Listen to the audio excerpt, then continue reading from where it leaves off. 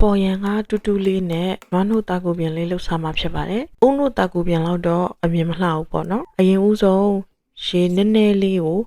ရေစုအောင်တည်ထားပါမယ်။ဒါကတော့တာကူစံချိန်ခွက်နဲ့တဝက်စာပါ။ရေစုလာပြီဆိုလို့ရှိရင်တကြားကိုထမင်းစားစွန်းနဲ့နှစ်စွန်းထည့်ပါတယ်။အချိုကြိုက်တယ်ဆိုလို့ရှိရင်ထမင်းစားစွန်းနဲ့၄စွန်းလောက်ထိထည့်လို့ရပါတယ်။တကြားလေးတွေကြေသွားပြီဆိုလို့ရှိရင်ခုနကတာကူလေးတွေရေစီထားပြီးတော့အိုးတွေကိုထည့်ရင်းနဲ့မှုပါတယ်ဒီချိန်မှာမီးကိုအေးဆုံးလေးထားပေးပါနော်မဟုတ်လို့ရှိရင်တာကူတွေအရန်ကိုမှပျော့ပြဲသွားပြီးတော့အိုးကတ်တက်ပါတယ်မီးအေးနဲ့ကြိုပေးရပါမယ်အဲ့လိုအချိန်မှာဆိုလို့ရှိရင်တာကူလေးတွေကပွက်လာပါလိမ့်မယ်ထည့်နေရင်းနဲ့ကိုပွက်လာရပေါ့နော်ဒါကြောင့်မို့လို့မီးကိုတနိုင်ဆုံးမီးပြင်းပြင်းလေးနဲ့ပဲကြိုပေးရပါမယ်တာကူလေးတွေအကျက်ညီပြီးတော့အောက်ကမကတ်သွားအောင်လို့အစမပြတ်မှုပေးရပါမယ်အချိုလေးနည်းနည်းလေးပင်သွားအောင်လို့စားလေးအနှဲငယ်ထည့်ပါတယ်အိုးမကတ်အောင်လို့မှုပေးရပါမယ်တာကူလေးတွေပွက်လာပြီဆိုလို့ရှိရင်တော့နွားနို့လေးကိုအနှဲငယ်ထည့်လိုက်ပါတယ်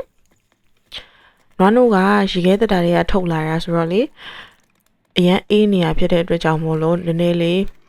ဆူလာအောင်လို့မီးလေးကိုနည်းနည်းလေးတင်လိုက်တယ်ပေါ့နော်ပြီးတော့အဆက်မပြတ်မှုထားပါတယ်ဒါမှအိုးမကတ်မှာပါနွားနို့လေးနဲ့ပူပြီးဆိုလို့ရှိရင်တော့မီးလေးကိုပြန်လျှော့ပြီးတော့စတိုက်မှွေသွားပေးရပါမယ်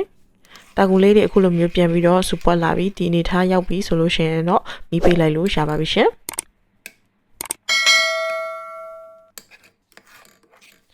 ပြီးတော့လို့ရှိရင်အာဗန်ထဲမှာထည့်ဖို့မှာဖြစ်တဲ့တကြောင်မို့လို့အာဗန်အပူခံတဲ့ကြွေခွက်ထဲကိုကြိုထားတဲ့တာကူလေးတွေကိုလောင်းထည့်လိုက်ပါမယ်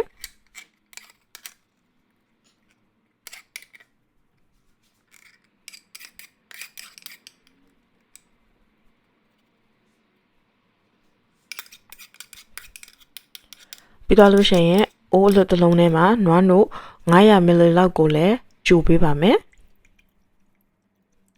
ကော်မှုတ်ထမင်းစားစွန်းနဲ့နှစ်စွန်းထည့်ပါတယ်ဒီနေရာမှာကျွန်တော်ထည့်လိုက်တာက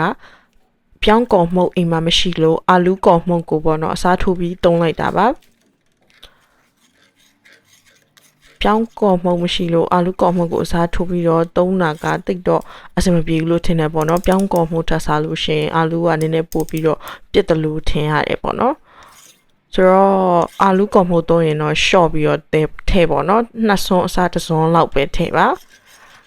ကျွန်တော်လိုမျိုးနှစ်စွန်းထည့်လိုက်လို့ရှိရင်ကြိုပြီးတဲ့အခါတအားပြတ်သွားတတ်တယ်ဒါကတော့ဂျုံမှုန့်နှစ်စွန်းလောက်ထည့်လိုက်ပါတယ်ဂျုံမှုန့်ကိုလည်းထမင်းစားစွန်းနဲ့နှစ်စွန်းထည့်ပါတယ်ထည့်လိုက်တဲ့အမှုန့်တွေအားလုံးကိုလုံးဝကြေညက်ပြီးတော့ချောမွေသွားတဲ့အထိပေါ့နော်အမှုန့်အခဲတွေမကြံတော့တဲ့အထိအစမပြတ်မှွေထားပေးပါဒီချိန်မှာမီးဖို့ကမီးကိုပိတ်ထားပါရဲ့เนาะဒီချိန်မှာမီးကမဖွင့်ရသေးပါဘူးဒီချိန်မှာမီးပိတ်ထားပါရဲ့မီးပိတ်ထားတဲ့အချိန်မှာလှုပ်တာပေါ့เนาะအကုန်လုံးဟိုမှွေဝါးပြီးပြီဆိုတော့မှမီးစားဖွင့်ရမှာဖြစ်ပါတယ်ခုနကတော့တကြားကိုထမင်းစားစွန်းနေစွန်းတစ်ဝက်လောက်ထည့်လိုက်တာဖြစ်ပါတယ်အချိုကြရင်တော့ပို့ထည့်လို့ရပါတယ်ဒါကတော့ကျွန်တော်ကအချိုအရင်မလေးပဲနဲ့စိမ့်စိမ့်လေးပဲစားချင်တာဖြစ်တဲ့ကြောင့်မို့လို့အချိုပေါ့လေးလုပ်ထားတာပါအချိုတက်ပါအောင်စားချင်တယ်ဆိုလို့ရှိရင်တော့အခုကျွန်တော်ထည့်ပြထားတာရဲ့အချိုစားအောင်နှစ်ဆပေါ့နော်တကြားချိုးစားအောင်နှစ်ဆတိုးပြီးတော့ထည့်သွားနိုင်ပါတယ်မီးဖွင့်ထားရင်လည်းပေါ့နော်မှွေပေးရပါမယ်အဆင်မပြတ်အဲ့လိုမှွေရင်းနဲ့မှတစ်ဆင့်ဒီအရည်လေးကတဖြည်းဖြည်းနဲ့ပြက်ကလေးဖြစ်လာတာကိုခန်းစားမိပါလိမ့်မယ်ခုလိုမျိုးပြက်လာပြီဆိုလို့ရှိရင်မီးပိတ်လိုက်တော့เนาะအဲ့လိုမျိုးအခြေအနေမှာမီးပိတ်ဖယ်နဲ့မီးဆက်ဖွင့်ထားရဲဆိုလို့ရှိရင်အခုလိုမျိုးတအားကြီးပြက်သွားတတ်တယ်အဲ့လိုမျိုးပြက်တဲ့အခြေအနေထိမဆောင်ဘဲနဲ့ခုနကလိုမျိုးစပြီးတော့ပြက်လာတယ်ဆိုတာနဲ့မီးကိုချက်ချင်းတန်းပိတ်လိုက်ပါမဟုတ်လို့ရှိရင်မကြီးကျွန်တော်လိုမျိုးဒီလိုမျိုးမုတ်အနဲ့အခဲကြီးဖြစ်သွားတတ်တယ်ပေါ့เนาะဒီလိုဖြစ်သွားလဲတိတ်တော့ကိစ္စမရှိဘူးပေါ့เนาะဒါပေမဲ့ဘယ်လိုပြောမလဲဒီလိုမျိုး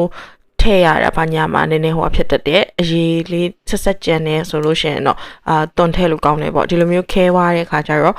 ဇွန်း2ချောင်းနဲ့ချစ်ချရတာဘာညာဖြစ်တတ်တယ်ဒါပေမဲ့စားလို့ရသေးတယ်ပေါ့နော်ဟိုအာဗန်ထဲကိုထည့်ပြီးတော့ဖုတ်လိုက်ရင်ဘာမှမကွာဘူးဆိုတော့လေအကုန်လုံးကတော့အတူတူပဲဒီလိုနည်းနည်းပြစ်တာနဲ့ခဲရနေအာဗန်ထဲကိုထည့်ပုတ်ပြီးပါလို့ရှိရင်အတူတူပဲထွက်လာရပါဆိုတော့ကြိုးထားတဲ့မုန့်နှစ်လေးတွေကိုလည်းခုနကတာကူဘန်းတွေကိုထည့်လိုက်မယ်ပေါ့နော်ဘာလို့ရှိရင်မျက်နှာပြင်လေးကိုညီအောင်လို့လက်ညှိပေးလိုက်ပါတယ်ပြီးတော့လို့ရှိရင်တော့အာဗန်ထဲကိုထည့်ပါမယ်အာဗန်ကအပေါ်မီးအောင်မီးနဲ့ အပူချိန်က180 degree မှာထားပါမယ်ဒီ oven ကလေ3မိနစ်အတွင်းမှာချက်ချင်းပူတာမို့လို့ကျွန်တော်ကကြိုးပြီးတော့အပူမပေးထားဘူးပေါ့နော်တကယ်လို့မိမိတို့အိမ်က oven ကအပူတက်ဖို့ကြာရဆိုလို့ရှိရင်တော့ကြိုးပြီးတော့အပူပေးထားရမယ်ပေါ့နော်အုံနိုးနဲ့မလုပ်ဘဲနဲ့နွားနိုးနဲ့လုပ်တာဖြစ်တဲ့အတွက်ကြောင့်မို့လို့အပူနဲ့တွေ့တဲ့အခါမှာနွားနိုးကပွားတက်ပြီးတော့အပြင်ကိုအနှဲငယ်ရှင်းချတတ်ပါတယ်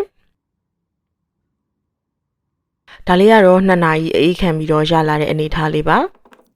အဲ့မှာထူးခြားတာကိုတွေ့လားမသိဘူးเนาะကျွန်တော်ကလှီးတဲ့ဓာတ်ကိုရိုးမသုံးပဲနဲ့အဲ့ဒီလှီးတဲ့ဓာတ်ကို plastic wrap လေးပတ်ပြီးတော့မှလှီးပါတယ်အဲ့ဒါဘာကြောင့်လဲဆိုလို့ရှိရင်တော့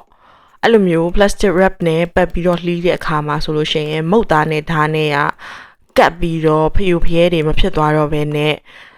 လှလှပပလေးလှီးလို့ရတယ်အမှကြည့်ပါ plastic မှာမုံနေမကတ်နေပါဘူးเนาะဆိုတော့ဒီနည်းလမ်းလေးကလည်းကျွန်တော်လည်း line ပေါ်မှာသူများရေလုပ်ပြရတာတွေ့လို့လိုက်ဆန်ကြည့်တော့တကယ်လည်းအသုံးဝင်တာဖြစ်တဲ့ကြောင့်မို့လို့ကျွန်တော်လည်းပြန်ပြီးတော့ sharing လုပ်ပေးလိုက်ပါတယ်အမြင်အရတော့တိတ်ပြီးတော့လှမနေဘူးပေါ့နော်ဘာဖြစ်လို့လဲဆိုတော့အုံတို့ပြက်တုံပြီးတော့လှုပ်တာမဟုတ်ဘဲနဲ့နွားတို့အရေးကြဲကြဲနဲ့လှုပ်တာဖြစ်တဲ့အတွက်ကြောင့်မို့လို့အနှဲငယ်တော့ရော့တီရော့ရဲနိုင်ပေမဲ့စားလို့ကတော့ကောင်းပါတယ်ဒီနီလန်လေးကကိုကကျမ်းမာရေးကြောင့်ပေါ့နော်အကြောင်းကြောင့်အုံနို့နဲ့မတည့်တဲ့လူတွေဆိုလို့ရှိရင်အုံနို့အစားထိုးနွားနို့လေးကိုသုံးပြီးတော့လိုက်လို့စားကြည့်ကြပါနော်ကျေးဇူးတင်ပါတယ်